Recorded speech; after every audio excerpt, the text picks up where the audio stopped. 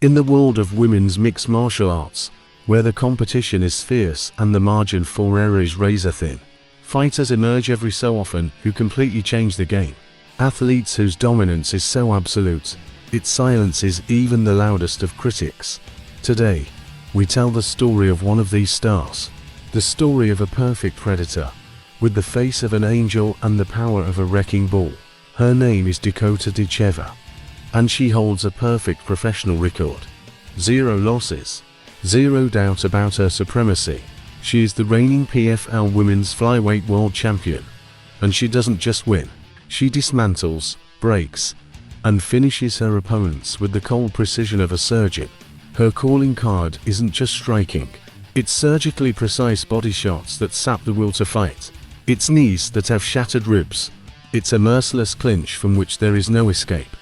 In just a few short years, she has become the most dangerous woman in the 125-pound division, and her path to the top was forged long before she was ever born. Her story isn't just that of a fighter, it's the story of a dynasty. She's the daughter of multiple-time kickboxing and Muay Thai world champion, Lisa Howarth. She didn't grow up on playgrounds, she grew up in gyms, absorbing the science of combat from birth. Champion's blood runs through her veins, and a fire burns in her eyes that can never be extinguished. This is the story of how heritage becomes destiny, of how a girl from Manchester became a global phenomenon, conquering Europe, and then the world, along with a $1 million prize. This is the story of Dakota Dangerous Ditcheva. But to understand the source of this unstoppable force, we need to go back to the very beginning, to a place where legends aren't born, they are built in the shadow of champions. To truly understand Dakota, you must first understand the legacy she carries. A legacy forged by her mother, Lisa Howarth, a true pioneer of combat sports in the UK. Lisa wasn't just a fighter, she was a world beater, a multiple-time world champion in Muay Thai and kickboxing during an era when women's fighting rarely saw the spotlight. She was a legend in her own right, known for her technical skill and relentless toughness. While other kids were learning to ride a bike, Dakota was learning to check a leg kick. Her nursery was the Northern Spirit Gym in Sale, Manchester.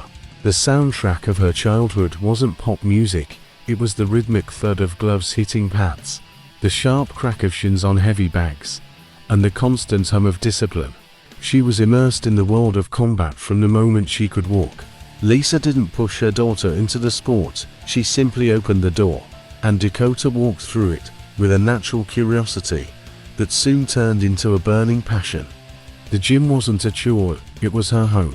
The fighters weren't strangers, they were her extended family. It became clear very early on that Dakota was special. She was a prodigy, absorbing techniques with an almost supernatural ability. She saw angles others missed and understood timing instinctively. Her mother provided the championship DNA, but the environment sharpened it into a weapon. Her journey began not in a cage, but in a ring. Specializing in Muay Thai, the art of 8 limbs, she began her competitive career as a teenager. The results were immediate and devastating. She became a British champion, represented Team GB, and stood on the podium at the IFMA World Championships. This was her apprenticeship. This is where she mastered the devastating kicks, the slicing elbows, and the suffocating clinch that would become her trademarks. This wasn't a hobby, it was a calling. Every sparring session, every grueling conditioning circuit, was a lesson. She wasn't just learning how to fight, she was learning how to win, how to dominate, and how to carry the weight of a champion's name. The foundation was being laid, brick by painful brick, for the empire she was destined to build. But for a predator of her caliber, the world of pure striking had its limits. While Muay Thai provided the foundation, the ultimate test of a complete fighter lay within the confines of the cage. The transition to mixed martial arts was not a question of if, but when. She had the elite striking, the championship pedigree, and an unquenchable thirst for a bigger challenge. More was the natural evolution, a new hunting ground where she could unleash her full arsenal. In April 2021, the cage door closed behind Dakota for the first time. and a new kind of threat was unleashed on the flyweight division. Her professional debut was a chilling statement of intent. It lasted just over 90 seconds. A perfectly timed knee to the head sent her opponent crumbling to the canvas. There was no tentative feeling out process, no beginner's hesitation. She looked like she was born in that cage. This wasn't a learning curve, it was a demolition tour. She tore through the European regional scene, building a fearsome reputation. Fight after fight, the result was the same: utter domination. She displayed a level of composure and killer instinct that belied her limited experience in the sport. Her opponents weren't just defeated, they were systematically broken down. It didn't take long for the major leagues to come calling. In 2022, she was signed to the PFL, the global organization with the unique season format and $1 million prize. Her first test was in the PFL Europe tournament, a crucible designed to find the continent's next breakout star. For Dakota, it was a showcase. She entered the tournament as the favorite and exceeded every expectation. Her performance in the PFL Europe season was a masterclass in violence. She scored a devastating first-round knockout with a body shot that echoed through the arena, leaving her opponent gasping for air in agony. Then, she secured her spot in the finals with another first-round finish, this time with a brutal knee to the body. The message was clear. Her striking was on a completely different level. Europe had been conquered. But for Dakota, it was just the beginning. The main roster, the world title, and the $1 million grand prize were now in her sights. The European crown was hers. But it was merely a stepping stone. In 2024, Dakota Ditcheva officially entered the PFL global season. This was the big league, the main stage, where a world championship and a life-changing $1 million prize were on the line. No longer just a European prospect, she was now a shark entering an ocean teeming with new prey. And she arrived with a ferocious appetite. Her first test in the regular season was against the tough veteran, Lisa Malden. If there were any questions about how Dakota's style would translate against the international roster, they were answered in less than 4 minutes. From the opening bell, Ditcheva was the stalker. She applied relentless, intelligent pressure, cutting off the cage and giving Malden no room to breathe. And then, the inevitable happened. It was a textbook Ditcheva finish. A perfectly placed, crushing kick to the body. A delayed reaction of pure agony as Malden's liver shut down. She folded to the canvas, and the fight was over. It was a chillingly familiar sight for anyone who had followed her career, and a terrifying introduction for the rest of the world. First fight, first round, maximum points. Her second opponent was Chelsea Hackett. This time, it wasn't a quick, explosive finish, but something arguably more terrifying: a slow, methodical, and complete dismantling. For 3 rounds, Dakota put on a masterclass in control.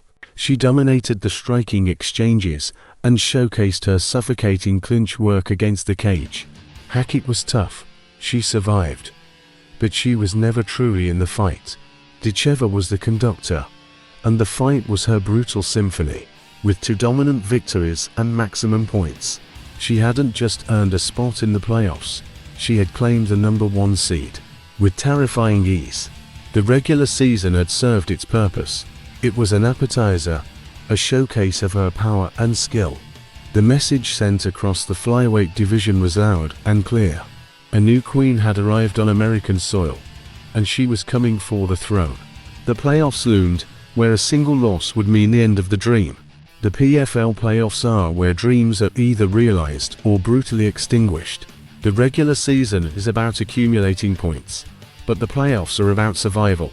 Win and advance, lose and go home empty-handed. As the #1 seed, Dakota Ditcheva stood just 2 victories away from the world title and the $1 million prize. Her first challenge in this high-stakes gauntlet was the semi-final, a duel against Gina Bishop. Bishop was not just another opponent, she was a puzzle. A decorated grappler and submission specialist, she represented the one question mark that still hovered over Ditcheva. How would the elite striker handle a world-class ground fighter determined to drag the fight into deep water? Bishop's game plan was obvious: close the distance, get the takedown, and neutralize the terrifying striking of the Brit. But Dakota was more than just a striker. She was a complete martial artist. The fight began, and Bishop immediately pressed forward, looking for the clinch and the takedown. This is where the world saw a new layer of Dakota's game. Her takedown defense was impenetrable. She used her strength, her footwork, and her Muay Thai clinch to utterly neutralize Bishop's grappling attacks. She refused to let the fight move to her opponent's world. Trapped in Dakota's domain, Bishop was in mortal danger. Dakota began to systematically break her down against the cage. And then, the finish came with shocking swiftness. Trapped in the clinch, Dakota created a sliver of space and landed a vicious, perfectly placed elbow that audibly cracked. Bishop recoiled in agony, her arm instantly rendered useless. The fight was over. It was a TKO born not from a wild haymaker, but from calculated, technical brutality. She hadn't just defeated the grappler, she had answered the biggest question about her abilities in dominant fashion, and physically broken her opponent in the process. The path was now clear. The stage was set for the biggest night of her life. The PFL World Championship. One more fight for $1 million, and the undisputed title of Queen of the Flyweights. The night of the PFL World Championship had arrived. The culmination of a brutal season, a lifetime of training, and an unwavering belief in destiny. Standing across the cage, from Dakota was not just another contender. It was the final boss, Taylor Santos, a name synonymous with elite-level competition. Santos was, without a doubt, the most dangerous and credentialed opponent of Dakota's career. A Brazilian powerhouse, a master of both striking and jiu-jitsu, and most importantly, a former UFC title challenger. This was the woman who had pushed the legendary Valentina Shevchenko to the absolute brink. In a 5-round war, a fight many believed Santos had won. She was the gatekeeper to greatness, a proven warrior who had competed and thrived at the very highest level of the sport. This was the test the world had been waiting for. Could Dakota's perfect record and devastating power hold up against a fighter of this caliber? Santos represented a complete skill set. She had the power to knock you out on the feet and the grappling prowess to submit you on the ground. She had weathered storms against the best fighters on the planet, and would not be intimidated by Dakota's fearsome reputation. The pre-fight stare-down was electric. On one side, the cold, unwavering confidence of the undefeated Phenom from Manchester. On the other, the stoic, battle-hardened gaze of the Brazilian veteran who had been here before. This was more than just a fight for a belt and $1 million. It was a clash of generations, a battle to determine the true queen of the flyweight division. As Dakota made her walk to the cage, the weight of the moment was palpable. Every sacrifice, every grueling training session, every victory had led to this. The cage door locked behind her. The referee gave his final instructions. The bell was about to ring on the most important fight of her life. This was the moment of truth. The bell for the first round sounded, and the dangerous chess match began. The atmosphere was thick with tension. This was not the immediate, overwhelming blitz that had defined some of Dakota's earlier fights. This was a battle between two elite predators, each showing a profound respect for the other's power. Taylor Santos, the veteran, was not fazed by the moment. She moved forward, landing sharp leg kicks and a stiff right hand that let Dakota know she was in a real fight. Santos was methodical, using her experience to control the center of the cage and test the reactions of the younger challenger. For the first time in a long time, Dakota had an opponent in front of her who could match her physically and technically, but Dakota remained composed, a mask of cold focus. She weathered the early offense and began her signature work. It started subtly, a thudding kick to the ribs, a stiff jab to the solar plexus. These weren't knockout blows, they were investments. With every shot to the body, she was making a withdrawal from Santos's gas tank. She was systematically chipping away at the foundation of the Brazilian powerhouse. The first round was tense, tactical, and incredibly close. The fighters went back to their corners, the battle lines clearly drawn. But as the second round began, a subtle shift occurred. Dakota had downloaded the data she needed. She understood Santos's timing, her movements, and her reactions. She went back to the well, but with greater frequency and ferocity. The attack on the body intensified. A left hook dug deep under the elbow. A front kick snapped up into the midsection. Each shot was a deposit in the bank of pain, and the interest was compounding with every second that passed. You could see the effect. Santos's guard began to drop, just a fraction to protect her ribs, a wince that she tried desperately to hide. The damage was accumulating. The cracks in the veteran's armor were beginning to show. It was no longer a question of if, but how and when the end would come. And then, it happened. The moment the entire division had been dreading. The constant, punishing assault on the body had forced a critical error. Santos, desperate to protect her bruised and battered ribs, lowered her guard for just a split second. It was all the opening Dakota needed. She drove a brutal, gut-wrenching knee straight into Santos's solar plexus. The impact echoed through the arena, the life visibly drained from Santos' body. This was not a shot you could recover from. This was a system shutdown. The Brazilian stumbled back towards the cage, her survival instinct screaming, but her body refusing to obey. The hunt was on. Ditcheva swarmed, a shark sensing blood in the water, giving her opponent no space to breathe, no moment to recover. A blistering flurry of punches followed, precise and powerful. A right hand snapped Santos's head back. A left hook buckled her knees. Santos was defenseless, a warrior with no shield left, trapped against the fence. The referee saw enough. He dove in, wrapping his arms around Santos to save the former world title challenger from any more punishment. It was over, by way of technical knockout. The roar of the crowd was deafening, but in the center of the cage, there was a moment of pure clarity. Dakota Ditcheva raised her arms, not in a wild, chaotic celebration, but with the calm, chilling certainty of a mission accomplished. She had faced the most dangerous opponent of her career, walked through the fire, and had executed her game plan to perfection. The undefeated Phenom from Manchester had not just beaten the final boss, she had broken her. The crown was hers. The $1 million were hers. The long walk from the small gyms in England had led to this moment under the brightest lights. On the biggest stage, the official announcement was just a formality. The world now knew her name, Dakota Ditcheva, the undisputed PFL Women's Flyweight World Champion. With a new champion crowned, the landscape of the flyweight division was irrevocably altered. Dakota Ditcheva was no longer the rising star, the dangerous prospect, or the uncrowned queen.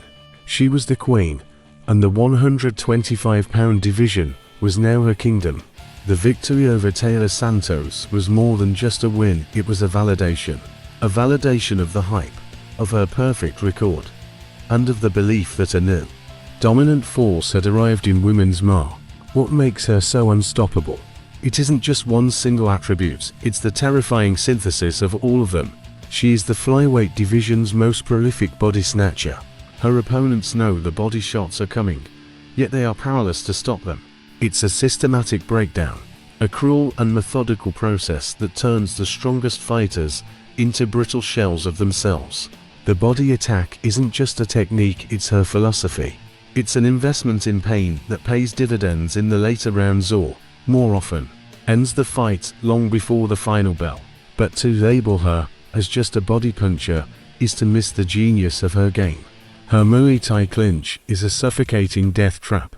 Inside it, she isn't just holding, she's controlling, repositioning, and unleashing devastating knees and elbows with shocking power and precision. Behind the calm, almost serene exterior lies the mind of a tactician and the heart of a stone-cold killer. She doesn't just throw combinations, she solves problems with violence. This victory was the continuation of a dynasty. It was the fulfillment of the legacy that began with her mother in the gyms of Manchester. The torch had not just been passed, it had been set ablaze, burning brighter than ever before on the world stage.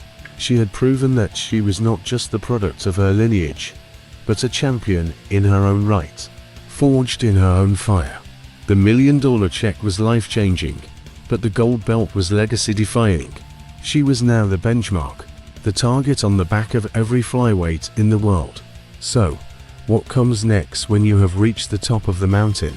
When you have the $1 million check, the World Championship belt, and a perfect, unblemished record.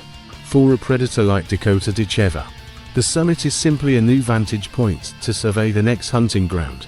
The PFL flyweight division now lies at her feet. She has systematically dismantled every style and every challenger placed before her. But true champions are never satisfied. The whispers have already begun, echoing through the mall world. Can she be beaten? Who is left to challenge her?